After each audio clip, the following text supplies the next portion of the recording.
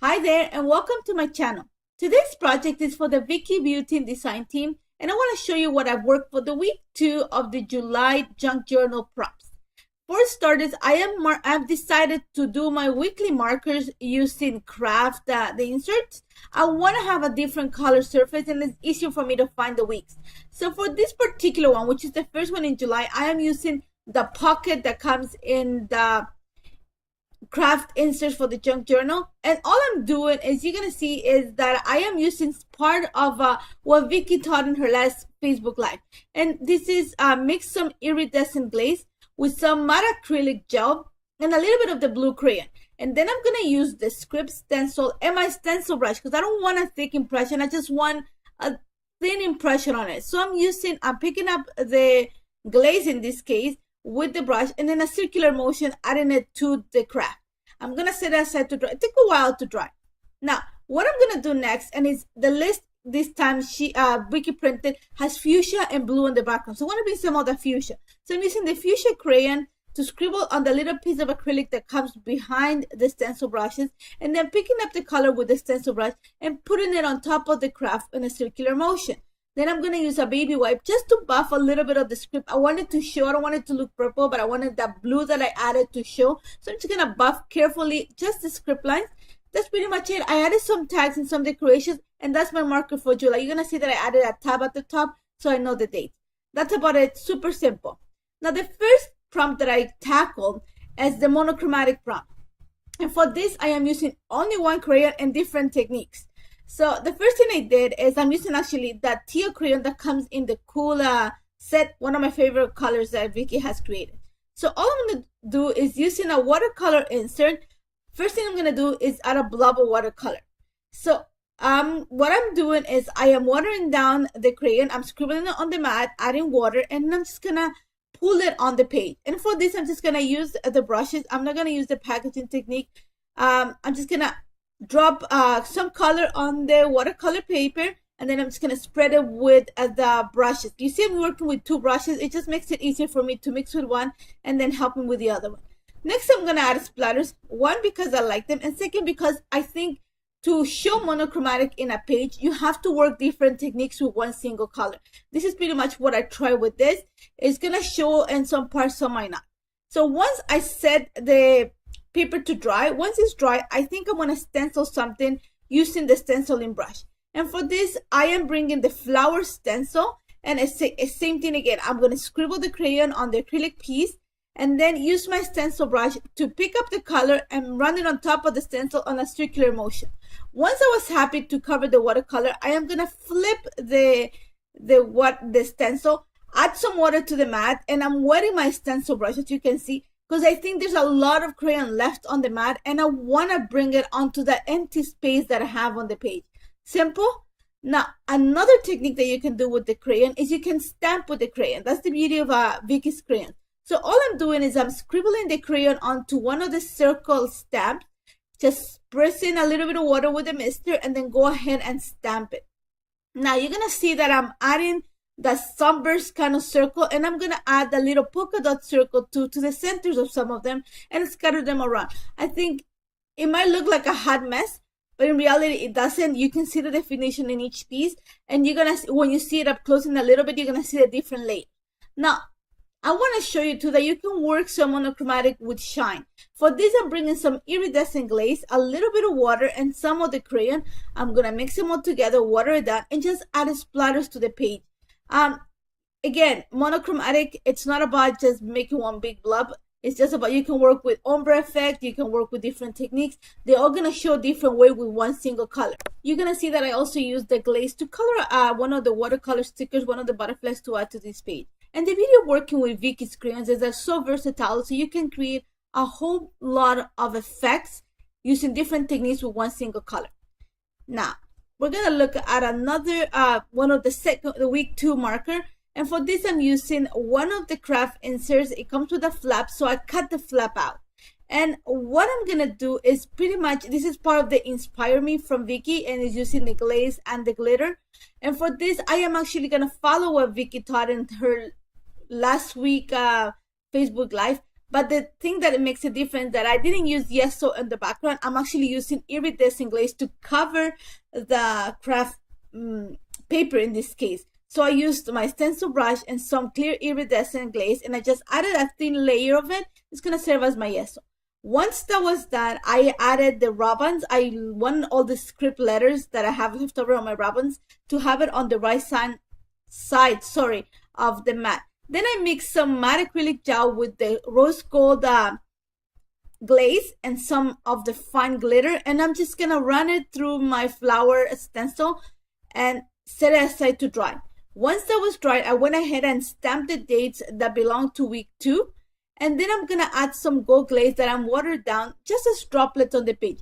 Love how this turned out. I love the fact that the glitter shows nicely on the rose gold, that the rose gold actually looks pink, just beautiful, and it looks so nice on craft. That's what I wanted to work. I wanted to see a difference in the colors, and you're gonna see it right now. Love it. Love how this turned out. Now what you're gonna see right now, this is for today's prompt, which it says punch it. So the idea for this that I had is I want to create some sort of mixed media that I can punch it. That's like, use one of my punches. So my idea was butterflies. For this, I am working with these 3. You're gonna see I'm gonna pull out 3 colors from the warm set, and it's the beige, the fuchsia, and this like maroon color, and I mix them together. First, I use the fuchsia with a little bit of the maroon, and it gave me this really nice, rich raspberry color. After that, you're gonna see that on top of what I have, I'm not throwing the colors away. I'm adding more of that maroon because I want to create something as an ombre effect. And you're gonna see that I'm using the packaging technique or the kissing technique in this case, and I'm going on top of the other color. I want the colors to overlap, so it's easier for me to cut the butterflies out of it. And then I'm using the beige color, and again, I am using whatever's left over in the mat. I'm just adding the crayon onto it, watering it down, and just using my acrylic sheet to transfer onto the page, as VIcki calls it, kissing the page. Once it's all set, I'm gonna actually add splatters of each color to each section of the watercolor sheet, if you want to call it. This is just a regular mixed media insert. I did not yet, so I just grabbed it and started adding the watercolor, and I'm gonna set it aside to dry. Once that is dry, I'm gonna pull probably one of the, I only have like a few punches, so I'm using this butterfly punch, and I'm gonna punch butterflies from the entire sheet, and I'm gonna make sure that I try to keep them in separate colors, and I'm gonna leave them in that order because I want to make sure, I think because I have an entire page, I'll be able to layer them. So I want to show the difference in colors as they move along. Now, I set them aside to dry once it was punched, and I kept them in order. And I'm going to cheat a little bit. This is part of the strips prompt also. And what I'm doing is I'm watering down black crayon to create black watercolor strips on my page. And this is just a mixed media insert that was actually yeso. So all I'm doing is using that thick water brush, just adding some of the watered down watercolor in strips, and then just add a few splatters. What didn't make it to this is that I also added some rose gold splatters. Just follow what I'm doing is creating splatters that is where I'm gonna put the butterflies, sort of like the flight of the butterfly. And after that, I layer the butterflies and stitch them onto the page. I use a black sewing thread because I wanted to show. And that's pretty much it. I glue this insert to the monochromatic other side, by the way, so you won't see the back. Now, this is probably one of my favorite entries for the week, and I'm using the back of the weekly marker. And for this actually prompt is for the yeso and acrylic. And I just didn't want to use yeso. I want to show you that you can use yeso to create dimension. You can color with yeso. So for this, I am using a technique that is used on cake decorating that is actually created also with the brush and oil pastels, but I'm using my palette knife, and I make sure the palette knife is clean, and all I'm doing is applying little drops of yeso and then dragging them with the tip of the knife sort of to create the petals of a flower. Super simple technique, and you're gonna see that along the way I do clean the knife because you want to make sure that it's pretty much clean, otherwise you're not gonna have that defined shape. And I'm making it in all types of shapes. Some are thicker. It all depends on how much pressure you put on the knife onto the paper. But what I'm making sure is that I create that round shape that has like those thick edges, and then it thins out towards the center. And I set it aside to dry. Once that dry, I'm gonna bring the fuchsia and the purple crayon, and I'm gonna start with my stencil brush, and I'm gonna add some color to them. And I pick these colors because they're gonna show really nice on the craft. So all I'm doing is scribbling the crayon onto the mat with my small brush. I'm picking up the color, and I'm gonna add them onto the flowers on a circular motion. And I'm adding quite a bit of it to each flower. Once I'm happy with what that looks, I'm gonna bring in a baby wipe. And I'm gonna be very, very careful to just clean the edges, you know, the round part of the petal, because I want that part to show. And that's gonna bring me the dimension, and it's actually it looks really, really nice. So simple. It looks like, you know, those flowers that you create with the brush. I don't know if you do watercolor or oil acrylic painting, but you can use your brush to define a petal. And I wanted the same idea using gesso, because it's actually gonna bring dimension. So like you see me, I actually use I kind of like twisted my wipe so that it will give me that fine tip that I can clean only the edge. Once that's done, I'm gonna add some of the green just to those little petals that I left. It's not petals, I was trying to create leaves. That was a little bit harder with the palette knife that I had. But that's pretty much it. Now, once that was done, you're gonna see that I'm gonna start coloring with gesso.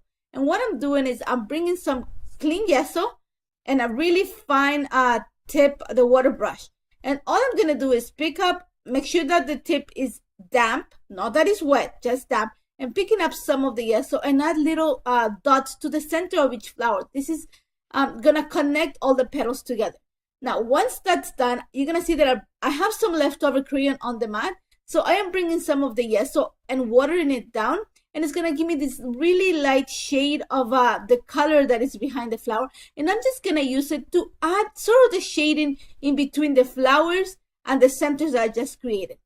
Once that was done, I also did the same with the green. And once that's done, you're gonna see that I'm bringing some of the gesso left over. I'm gonna add a tiny little bit of water, and I was thinking about it in splatters, but then I didn't show as nice as I had in my brain. So all I'm doing is using the fine tip. I'm just gonna add little white dots, sort of think of it curly cues, something that is like in the background. And I love the way this turned out. And you're gonna see that I should detail also the leaves with the gesso right now. Sorry, just had like a 2-second brain break. And all I'm doing is just adding like those little curly cues, and this is gonna bring some definition. Pop the white that's on the flowers. Super simple. Love it.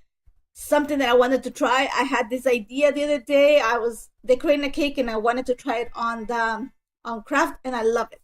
Now this is the last prompt that I'm gonna show, and it's all about stenciling stamping. So all I did is, this is a gesso mixed media page. I added some yellow watercolor using my brayer because I wanted a fine coat. And then I'm gonna use, I'm actually using the red, I think, crayon. I scribbled the back of the script stencil, water it down, add water, use my brush just to dilute it. Then I'm gonna put it onto the page that I created, use a paper towel and press on it, and I'm gonna create the impression of the stencil as a stamp on the page. After that, I just added some of the flower stamps using black archival ink. And that's about it. I hope you tried this. Let me know if you have any questions. Have fun with the prompts. Thank you so much for joining me today. Take care.